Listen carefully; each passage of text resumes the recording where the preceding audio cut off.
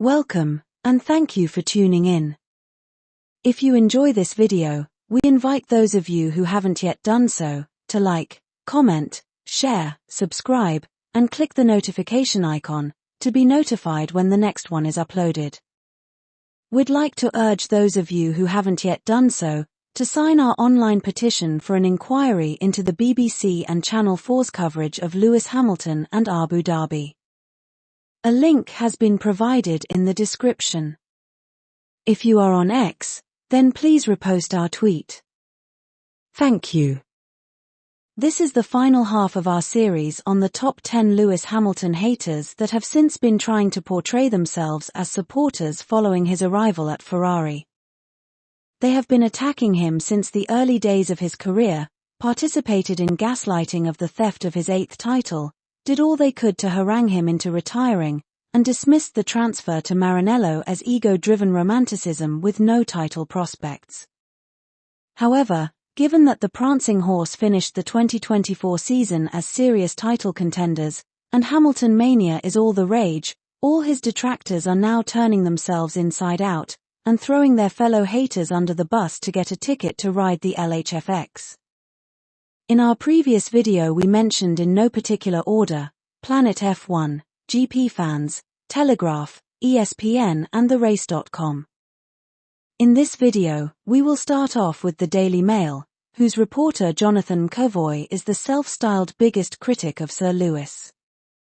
We have already done a video detailing his antipathy titled, Exposing the Sinister Anglo-German Plot to Ambush Lewis Hamilton's Move to Ferrari, which we recommend to those who haven't seen it already, so you can appreciate the scope of his hatred.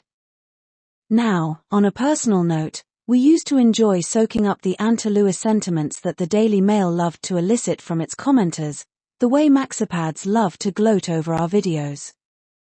It was during this time that we became aware of Meghan Markle, because they used to lump her into their attacks on Sir Lewis. So, you can appreciate what a turnaround it is for Jonathan, who has derided him as a pitiful spoilt brat on the road to nowhere, to be penning articles with headlines acknowledging him as the most transcendent driver the sport has known, and the poster man of Formula One. Next up is the one and only Channel 4, whose anti-Lewis actions have spawned multiple videos and a petition. David Coulthard and his Channel 4 F1 program are so virulently anti-Lewis, that it threw an unflattering light on Susie Wolff for being one of their presenters, until of course Abu Dhabi revealed exactly who the Wolffs were. Contrast that with how Red Bull complained so bitterly about the brutal truths from the likes of Damon Hill and Johnny Herbert, that they were forced out by Sky and the FIA. But instead, we have the Wolffs laundering the image of one of Hamilton's most hateful critics, on a pretentious virtue-signaling platform, masquerading as high moral ground. Thankfully, we now know that it was all part of a diabolically disingenuous strategy to enable Lewis Hamilton critics. Would 2021 ever have ended the way it did, if it was generally understood that Toto and Mercedes would back Sir Lewis anywhere near how Red Bull back Max? Anyway, back to David, who at the beginning of this year declared that Ferrari had cause to worry, because Hamilton was the biggest disappointment of 2024, and is now at the beginning of this month generating headlines like, Coulthard believes in Hamilton title, only needs to beat Leclerc then. So, what happened between January and March to cause David to flip? Answers in the comments if you have any, thanks.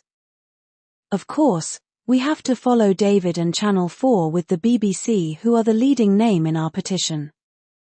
Again, we have done so many videos on the BBC and Andrew Benson, which we recommend to those new visitors who haven't seen any of them. BBC are so anti-Lewis that they even resorted to blanking him from their website, so that they can diminish his presence on the internet, because they are the biggest online news provider. This was why Liberty Media made sure that David was doing the rounds on multiple BBC platforms to gaslight Abu Dhabi, ably assisted by Andrew Benson.